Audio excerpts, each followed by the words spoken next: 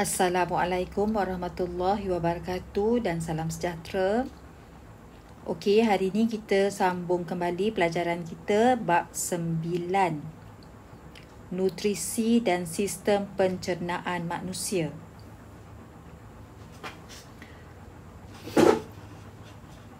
Okey. Jadi dalam bab ni kita nak tengok apa benda kita nak belajar. Hari ni kita nak tengok, kalau boleh kita nak tengok 9.1 dan 9.2. Okey, kita nak tengok 9.1 sistem pencernaan dan kita nak sentuh sikit 9.2 tentang pencernaan. Kita tengoklah kita boleh sampai mana 9.2.4 mungkin. Okey, seterusnya kita nak tengok sistem pencernaan. Okey. So, awak boleh refer buku teks masing-masing kalau tak nampak, tak jelas. Sistem pencernaan manusia terdiri daripada salur alimentari yang panjang berotot bermula daripada mulut sampailah ke dubur. Jadi bila disebutkan perkataan salur alimentari, bermaksud saluran itu adalah saluran yang bermula daripada mulut sampailah ke dubur. Seperti mana yang kita boleh lihat pada gambar rajah ni. Okey.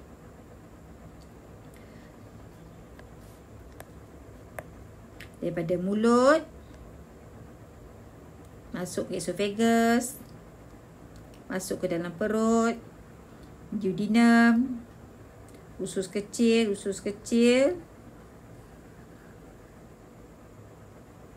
sampailah ke usus besar dan keluar ikut dubur. Okey, inilah yang dimaksudkan dengan salur alimentari. Okey.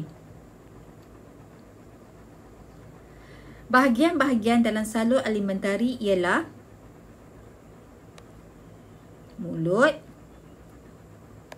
esophagus, perut, usus kecil, usus besar serta dubur. Organ lain dalam sistem pencernaan ialah hati, pundi empedu, pankreas, kelenjar ilio, kelenjar gaster, kelenjar usus, merembeskan jus pencernaan ke dalam salur alimentari. Okey, pencernaan. Kita tengok 9.2 pencernaan. Jenis pencernaan. Apa maksud pencernaan? Proses penguraian, pemecahan. Penguraian tu kalau kita nak gantikan dengan perkataan pemecahan pun boleh.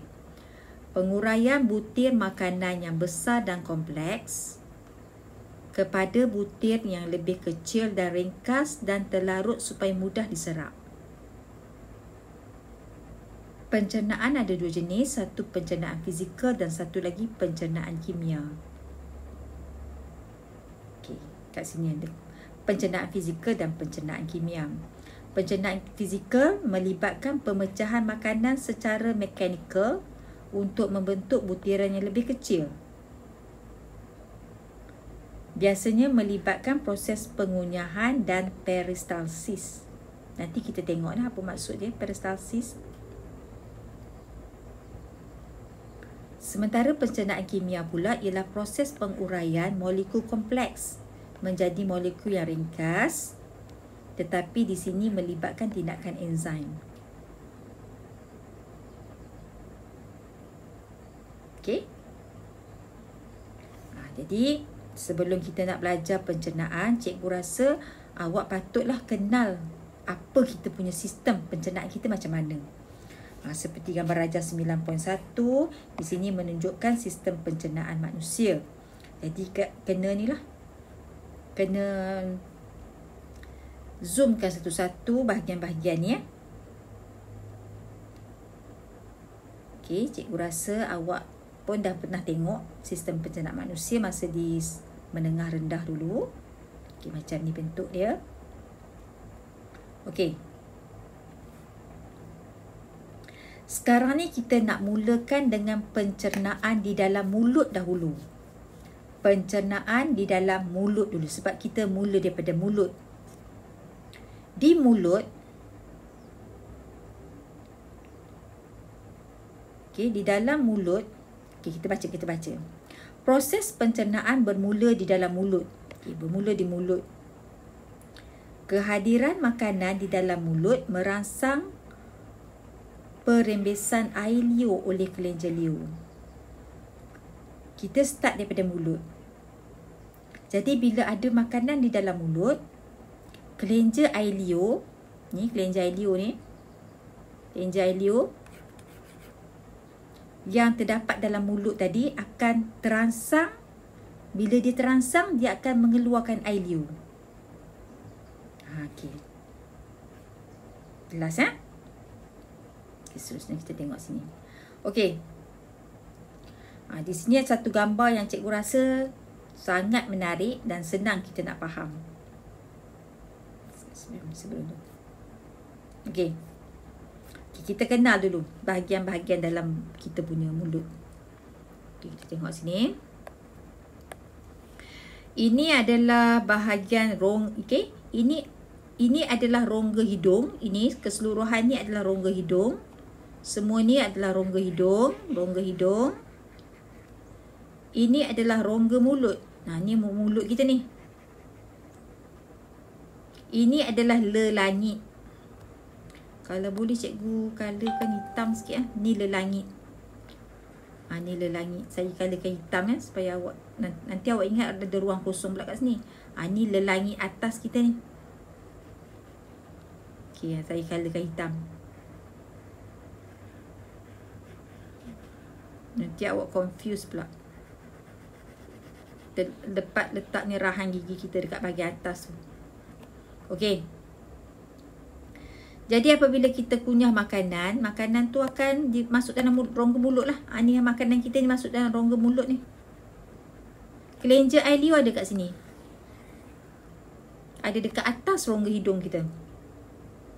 Ni lubang hidung akan masuk udara kat sini. Udara akan masuk kat sini.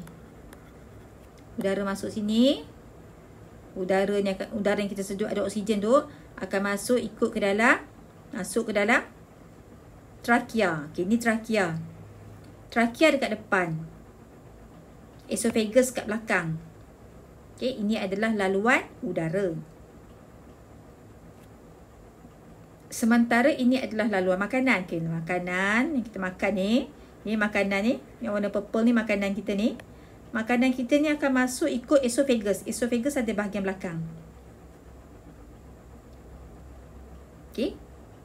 Esophagus ada di bahagian belakang. Jadi, dekat sini saya pun nak tandakan sikit ni supaya awak tak kita tandakan sikit Maksudnya ni bukan bahagian kosong Saya tanda ni bukan bahagian kosong. Ni otot mulut kita ni. Kita tandakan sikit supaya awak nanti awak ingat ni udah ruang kosong pula. Ni bukan ruang kosong. Saya tandakan sikit. Saya colourkan supaya kita dapat bezakan yang mana rongga dengan bukan rongga. Sekejap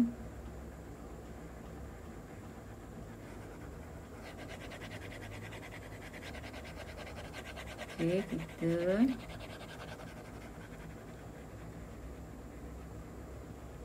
ini bukan rongga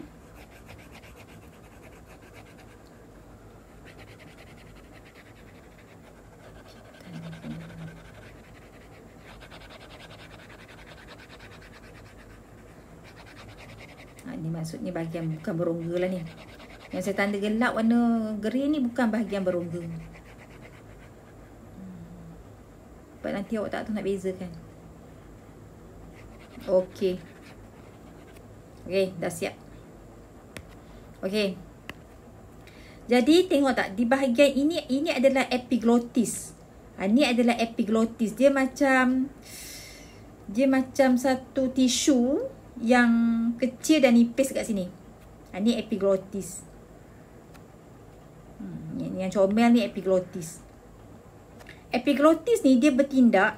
Dia akan bila makanan lalu, bila makanan masuk ikut sini, bila makanan ni masuk ikut rongga mulut dan seterusnya nak masuk dalam esophagus, epiglottis ni akan tutup macam ni. dia akan jatuh macam ni. Dia akan jatuh macam ni. Dia akan tutup kita punya saluran trakea. Jadi dia akan elakkan makanan tu daripada termasuk kat dalam trakea. Jadi makanan tu akan terus lalu masuk dalam esophagus dan dia tak masuklah dalam trakea. Sebab epiglottis ni akan tutup. Tapi kalau tak ada makanan, bila tak ada makanan ataupun minuman, epiglottis tu akan terangkat dan duduk macam ni. Nampak tu? Nah, ni lah epiglottis ni. Ni epiglottis ni macam penutup trakea. Okey? Itu bukan air lah, itu air. Air tu udara. Nanti ingat AIR, air. Kenapa air masuk ikut trakea? Ni bukan air, ni udara. Air. Udara masuk trakea, makanan ikut masuk belakang iaitu esophagus. Trakea di depan, esophagus belakang. Trakea laluan udara, esophagus laluan makanan. Dia macam penutup lah epiglottis ni. Okay, wine pipe, saluran udara. Inilah saluran udara ni. Ni trakea. Okay, jelas? Okay. Apa yang berlaku di dalam makanan? Apa yang berlaku dalam rongga mulut? Kita tengok sini. Kita dah kenal struktur kita punya rongga mulut. Kita tengok. Okey. Di dalam mulut akan berlakunya pencernaan makanan pencernaan secara fizikal dan juga kimia. Fizikal maksudnya semua makanan tadi akan dipecahkan menjadi butir-butir yang lebih kecil. Dan pencernaan fizikal, yang tu pencernaan fizikal, di mana makanan tadi dipecahkan menjadi butir-butir yang lebih kecil.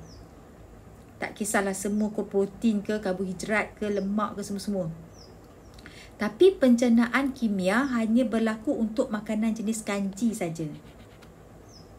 Pencernaan kimia hanya berlaku untuk makanan dalam kelas kumpulan kanji. Karbohidrat. Okey. Kanji contohnya nasi, roti, mihun, mi, laksa. Ni contoh makanan berbentuk berkanji.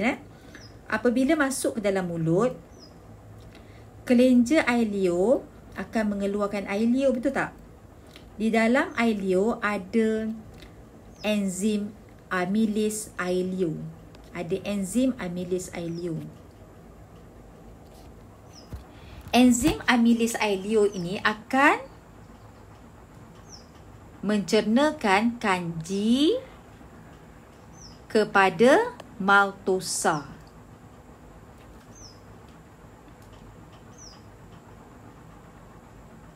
Okey? Dia akan mencernakan kanji menjadi maltosa.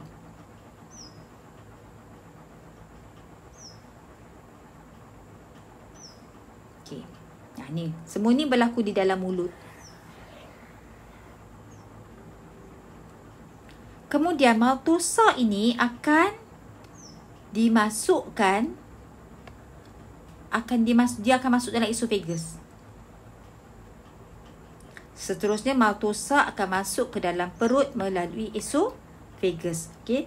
So laluan untuk kanji adalah pertama sekali mulut, esophagus dan juga perut. Sekarang kalau kita makan nasi, kanji dalam nasi tadi akan ditukarkan menjadi maltosa. Jadi bila makanan nasi kita dah berada dalam perut, dia adalah sekarang dalam bentuk maltosa.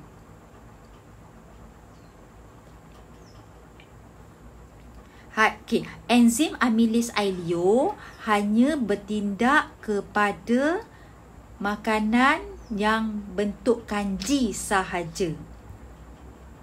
Kalau kita makan daging ayam macam mana? Kalau kita makan daging ayam itu dalam mulut hanya mengalami pencernaan fizikal sahaja. hanya setakat pencernaan fizikal saja. Maksudnya enzim amilase ILO tidak boleh bertindak ke atas protein. Okey, jadi kat dalam perut kita nanti tu, kalau kita makan protein tadi akan ditindakkan oleh enzim yang ada dalam perut pula. Jadi makanan berbentuk protein tadi dalam mulut hanya setakat mengalami pencernaan fizikal sahaja. Jelas ya?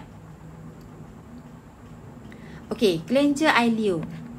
Fungsi ileo yang pertama sekali mencernakan kanji sebab dia ada amylase ileo. Mencernakan kanji secara kimia. Ini maksudnya kena tambah sikit ni. Mencernakan kanji secara kimia. Dan yang kedua, fungsi ileo juga menolong menggumpalkan makanan tadi menjadi bentuk bolus.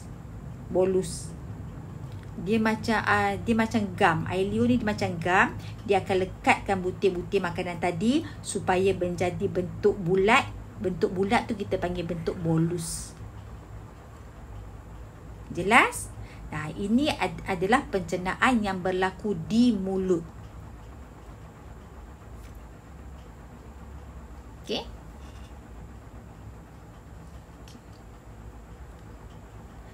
Dalam esophagus, bolus makanan digerakkan secara peristalsis. Macam mana cara gerakkan peristalsis? Macam gambar ni lah. Maksudnya dia akan ditolak sampai ke bawah.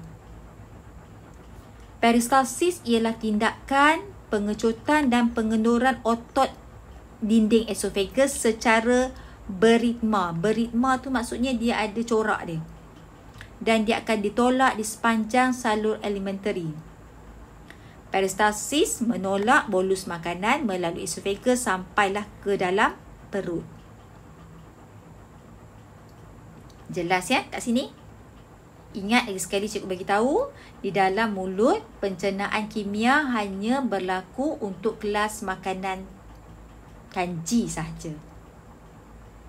Kalau makanan kelas lain, hanya setakat pencernaan fizikal saja. Okey, mari kita tengok ni, fikirkan.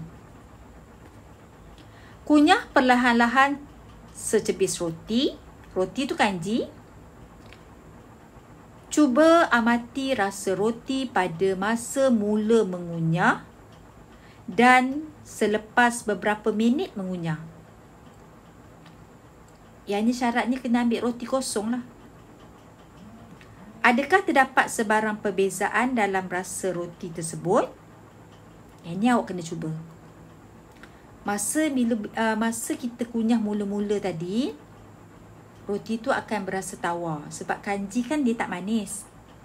Tapi apabila kita kunyah dia secara perlahan-lahan dan kita biarkan dalam mulut tu lama sikit. Jangan kunyah terus telan. Kita biar lama sikit dalam mulut. Kita akan rasakan roti itu akan menjadi manis sedikit. Sebab apa rasa manis? Sebab kanji telah diubah menjadi maltosa. Maltosa adalah sejenis gula. Tapi tak adalah manis sangat macam gula putih yang ada kat dapur rumah kita. Tapi rasanya agak manis. Sebab sudah ditindakkan oleh enzim amylase ileo. Cikgu rasa awak dah jelas apa yang saya cuba nak sampaikan kat sini. Okey? Jadi gambar rajah ni kena ni lah. Kena ada dalam gambaran kepala awak. Okey?